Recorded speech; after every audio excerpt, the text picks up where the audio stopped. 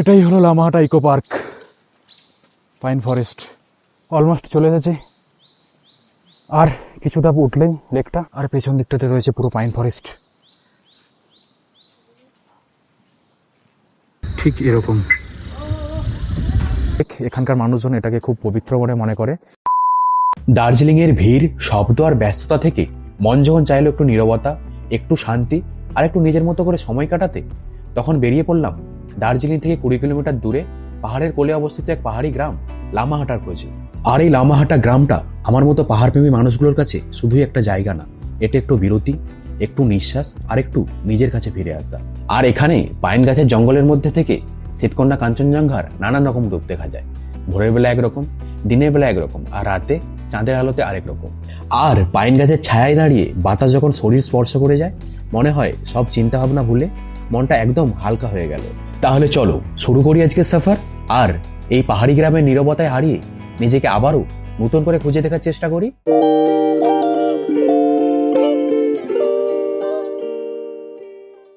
Good morning from Darjeeling. আজ 15 December সকাল 8:05 শুরু করছি আরও একটা সফর ফ্রম দার্জিলিং টু লামাহাটা।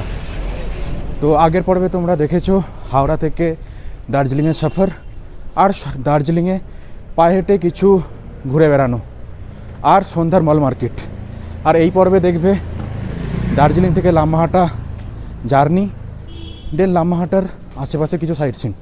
তো চলো, গাড়ি সামনে স্ট্যান্ডে ওয়েট করছে, গাড়িতে গিয়ে বসি, তারপর বাকি কথা বলছি। সকাল সকাল হাঁপিয়ে যাচ্ছি। এই খাড়া রাস্তায় উঠতে উঠতে, যেমনটা দেখতেই পাচ্ছ পেছনে কতটা উঠে এলাম। ট্যাক্সি স্ট্যান্ডে চলে এসেছি। এখান থেকে এই ছোট গাড়ি রয়েছে আমাদের, তো এই গাড়ি করেই আজ আমরা যাব লামাহাটা পর্যন্ত। চলো গাড়িতে যাই, তারপর ভাড়া বা কোথায় কোথায় ঘুরছি সবই তোমাদেরকে বলছি।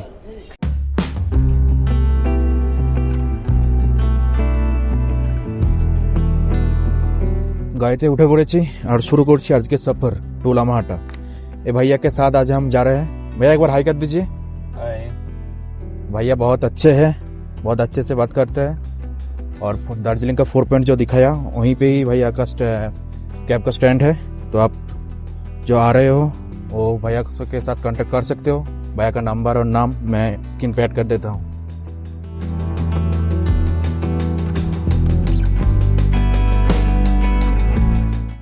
এই এখনো সব দার্জিলিং আসার ভিড়, কত মানুষ আসছে। এখানে অফ সিজন বলে কিছু হয় না, সারাক্ষণই সারা বছরই অন সিজন। লাইন, গাড়ির ভিড় দেখতে পাচ্ছ কতটা। ট্রাফিক কাটিয়ে অল্প কিছুক্ষণের মধ্যেই এসে পৌঁছালাম জোর বাংলো। পাহাড়প্রেমী মানুষদের কাছে এটি খুবই পরিচিত একটি জায়গা। এখান থেকে রাস্তা দুটি ভাগে ভাগ হয়ে গেছে, একটি চলে গেছে টাইগার হিলের দিকে আর অপরটি সিকিমের দিকে। आपका जोर बंगलो जाता है, ये जोर बंगलो यहाँ से आपका कोर्सेंग, ये ऊपर जाएगा टाइगर हिल, कार्शियांग, और ये वाला रास्ता टाइगर हिल। हाँ। और ये रास्ता आपका कालिम्पोंग दार्जिलिंग से जो सिक्किम जाता है ना, सिक्किम, वो लामाहाटा, मोंगफू, इधर से जाता है। जो रविन्द्रनाथ बारी तो बहुत। কথায় আছে না, সফর খুবসুরত হতে হয় মঞ্জিল সে ভি। আজকে আমাদের মঞ্জিল কি হবে জানি না, বাট সফরের মাঝে এই যে ছোট ছোট ভিউ পয়েন্ট গুলো রয়েছে সত্যিই অসাধারণ। আমি গাড়ি থেকে না নেমে পারলাম না, চলো তোমাদেরকেও দেখাই। দার্জিলিং তো সবাই আসো, but I can assure you এরকম ভিউ তোমরা কোনোদিন পাও না। এই দেখো পেছনে, ক্যামেরা সোয়াইপ করে দেখাই, দাঁড়াও, দেখো এই হচ্ছে ভিউ। আর এই এরিয়াটা যেটা সামনে দেখা যাচ্ছে दार्जिलिंग के चौरास्ता, दार्जिलिंग का पूरा जो टाउन है उसका बैक साइड है ये।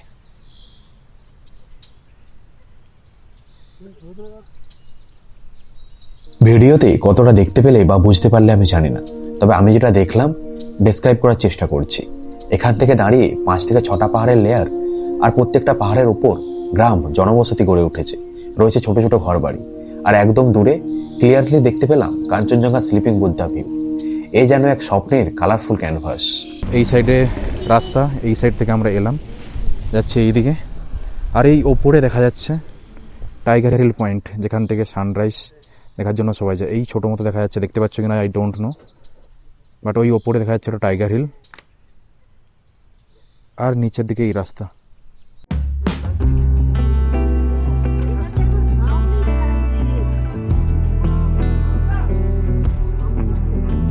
কাঞ্চনজঙ্ঘা টোটাল ফুল রেঞ্জ দেখা যাচ্ছে, দেখো।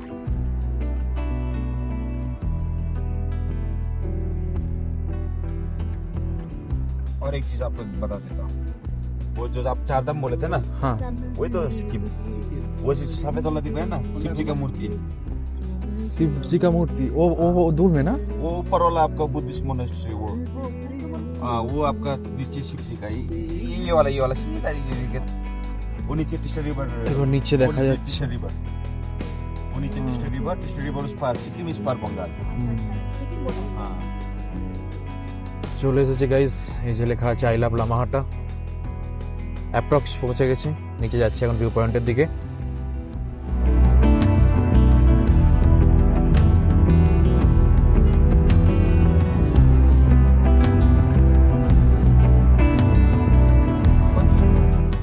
और यहाँ से कांचनजंगा का व्यू, इस साइड है लामाहाटा इको फॉरेस्ट और इस साइड है এদিকে আছে কাঞ্চনজঙ্ঘার ভিউ পয়েন্ট। বাংলা হিন্দি যা পারছি বলে যাচ্ছি আমি একসাথে, অ্যাডজাস্ট করে নিও একটু। চলে এসেছি লামাহাটা ইকো পার্ক। এই পেছনে, আমার পেছনে দেখতে পাচ্ছ লামাহাটা ইকো পার্ক, আর এখানে রয়েছে দোকান, আর এই দিকে রয়েছে টিকিট কাউন্টার। তো চলো টিকিটটাকে কেটে নিই। এই হলো টিকিট, 20 টাকা পার পার্সন যেমনটা বললাম, আর হচ্ছে এন্ট্রি। তো চলো ভেতর দিকে যাই।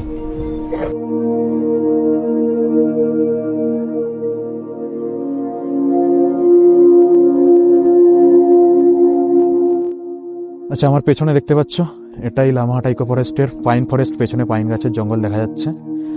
আর এই দিকটায় রয়েছে কাঞ্চনজঙ্ঘা ভিউ পয়েন্ট। এখানে একটা পয়েন্ট রয়েছে, এখান থেকে এই দূরবীন কি বলে জানি না, এখান থেকে 20 টাকা টিকিট কেটে ওই দূরের কাঞ্চনজঙ্ঘার প্রত্যেকটা রেঞ্জের ভিউ ক্লিয়ার দেখতে পাবে। যেমনটা এই যে মেনশন করা আছে এখানে, natural view, Kanchenjunga view, Chardham view দেখতে পাবে ক্লিয়ারলি, চোখে যেটা দেখা যাচ্ছে এখান থেকে সেটা আরো ভালোভাবে দেখতে পাবে এই পয়েন্ট থেকে। তো যদি কেউ দেখতে চাও, এখানে 20 টাকা দিয়ে টিকিট কেটে দেখতে পারো। চলো, এই এরকম রাস্তা, এই রাস্তাটাই চলে গেছে ওই ফরেস্টের দিকে, এই যেমনটা দেখতে পাচ্ছ।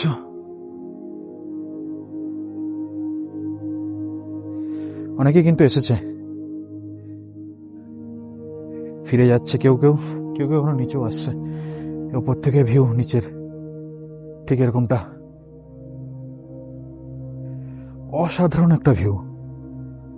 এদিকে পাইন ফরেস্ট, বড় বড় পাইনের গাছ, আর এই দিক থেকে এরকম সাজানো একটা বাগান টাইপসের বা পার্ক টাইপসের, আর উপরে দেখা যাচ্ছে ওই কাঞ্চনজঙ্ঘার ভিউ।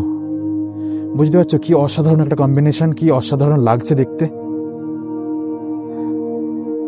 এই জন্য মেবি এত টুরিস্ট এই জায়গাটাকে আসতে পছন্দ করে। এই হলো লামাহাটা ইকো পার্ক। ক্যামেরাম্যান ওপরটা দেখাও।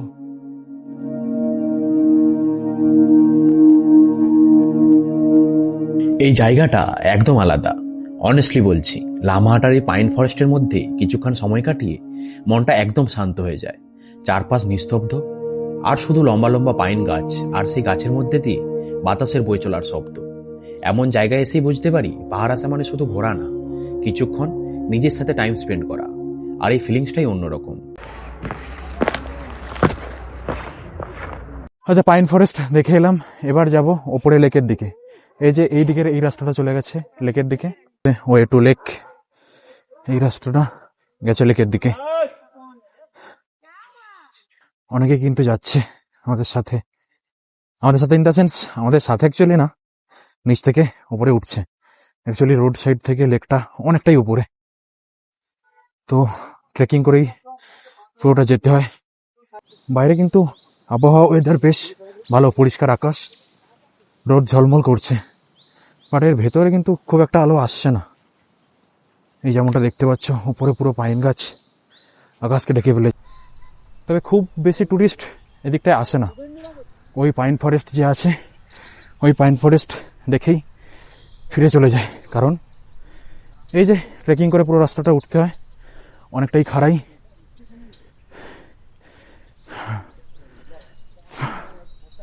হাঁপিয়ে যাচ্ছি।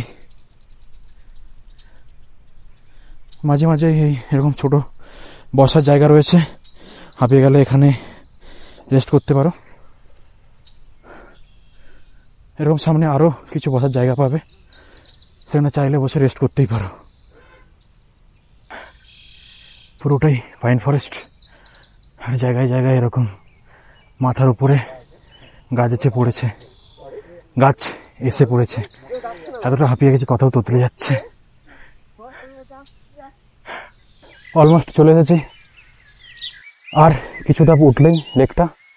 তার আগে দেখিয়ে দিই তোমাদেরকে কতটা উপরে উঠতে হলো। আমি দাঁড়িয়েছি একটা লেভেলে, আর নিচটার দিকে দেখো কতটা নিচু। এই পুরোটা ট্রেকিং করে উপরে আসতে হয়। চলো এবার উপরে যাই। আচ্ছা, এই যে চলে এসেছি, এই হলো, সামনে গিয়ে দেখাচ্ছি। তার আগে একটু রেস্ট নিয়ে নিই। এখানে রয়েছে এরকম ছোটোখাটো কিছু দোকান, এদিকে একটা রয়েছে, এদিকেও একটা রয়েছে। তো এখানে জল, কোল্ড ড্রিঙ্কস, বিস্কিট, ম্যাগি পেয়ে যাবে, কফি, গ্রিন টি, ব্ল্যাক টি সবই পেয়ে যাবে এখানে। তো অবভিয়াসলি এখানে আসলে হাঁপিয়ে যাবে। তো জল না নিয়ে এলে এখান থেকে জল কিনে নিও।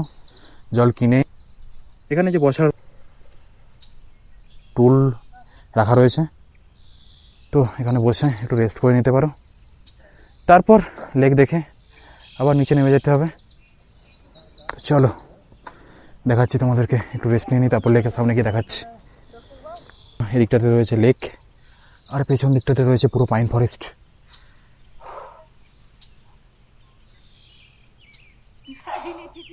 সকালের দিকে এতটা ঠান্ডা ছিল। ফার্স্ট এই থার্মালের উপর টি শার্ট, দেন তারপরেই মাইনাসের জ্যাকেট, তাতেও ঠান্ডা লাগছিল। আর উপরে এসে লিটারেলি ঘামে ভিজছি, সাথে আন্টি 2 মেয়ে। কেমন লাগছে নিচ থেকে এতটা? ভালো লাগছে। আর আগেও পাহাড়ে গেছি, কিন্তু এখানে মানে পাহাড়টা পুরো আলাদা। এরকম পাইন গাছে এইভাবে দেখিনি। আর নিচ থেকে এতটা উঠে যে এলে কষ্ট হলো? কষ্ট একটু হয়েছে। পাইন গাছগুলো খুব সৌন্দর্য, আমার খুব ভালো লাগছে, সেজন্য রয়ে যায় এখানে। আচ্ছা, এবার তোমাদের সাথে কয়েকটা ইনফরমেশন শেয়ার করি। এই জায়গাটা অনেকটাই উপরে, পাহাড়ের গা বেয়ে সিঁড়ি ভেঙে অনেকটাই উপরে উঠে আসতে হয়। কষ্ট অবশ্যই একটু হয়, ইয়ংদের ক্ষেত্রে ঠিক আছে, বাট যারা একটু বয়স্ক, যাদের হার্টের প্রবলেম রয়েছে, ব্রিথিং প্রবলেম রয়েছে, আমার মনে হয় তারা না এলেই বেটার হবে। আরেকটা ব্যাপার, সেটা হলো এই পাহাড়ের গা বেয়ে পাথর বেছানো রাস্তা দিয়ে যখন উপরে উঠে আসবে, সাইড দিয়ে অনেক সরু সরু শর্টকাট রাস্তা দেখতে পাবে। আমার মনে হয় এগুলো অ্যাভয়েড করে চলাই বেটার হবে। পার্সোনালি আমার রাস্তাগুলো দেখে এমন কিছু হার্ড বা হারিয়ে যাব এরকম কিছু মনে হয়নি, বাট হামেশাই ভিডিওতে দেখা যায় বা খবরে শোনা যায় যে শর্টকাট রাস্তা দিয়ে যেতে গিয়ে কেউ হারিয়ে গেছে, গভীর জঙ্গলের ভিতর চলে গেছে।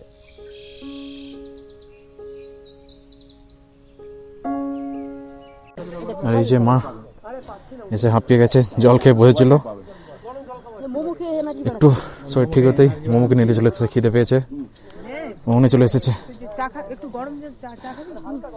খাও খাচ্ছি, খাও না। চলে এসেছি এবার এই লেকটার সামনে। এই সেই লেক, লামাহাটা ফরেস্টের ওপরে সেই একটা পবিত্র লেক। এখানকার মানুষজন এটাকে খুব পবিত্র বলে মনে করে। এখানে নানা রকম ধর্মীয় পুজো অর্চনাও হয়। আর এই জায়গাটা কিন্তু খুব ঠান্ডা। অতটা ট্রেক করে এসেছিলাম বলে গরম লাগছিল, বাট ঘামটা শুকোনোর পর এবার কিন্তু আবার ঠান্ডা লাগছে। এখানকার লোকাল মানুষেরা এই জায়গাটাকে পবিত্র কেন মনে করে সেটা এখানে না এলে বুঝতে বা ফিল করতে পারতাম না। পুরো জায়গাটা জুড়েই একটা শান্ত পরিবেশ, চারপাশে পাইন গাছের ঘন জঙ্গল, আর সেই জঙ্গলের মধ্যে গাছের ফাঁকফোকর দিয়ে খুব অল্প সূর্যের আলো এসে পড়ে এক আলো আর ছায়ার মায়াবী পরিবেশ সৃষ্টি করেছে। আর তার মাঝেই রয়েছে এই লেক।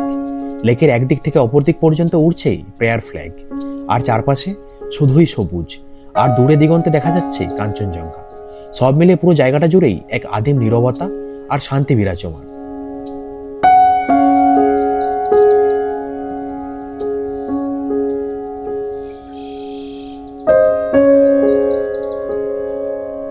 চলো আজকের মতো ভিডিওটা এখানেই শেষ করছি। কেমন লাগলো কমেন্টে জানাতে ভুলো না। ভালো লাগলে লাইক, শেয়ার আর সাবস্ক্রাইবটা করে দিও। পরবর্তী ভিডিওতে দেখা হবে পেশক আর 3 চুলের গল্প নিয়ে। Till then, stay healthy, keep exploring.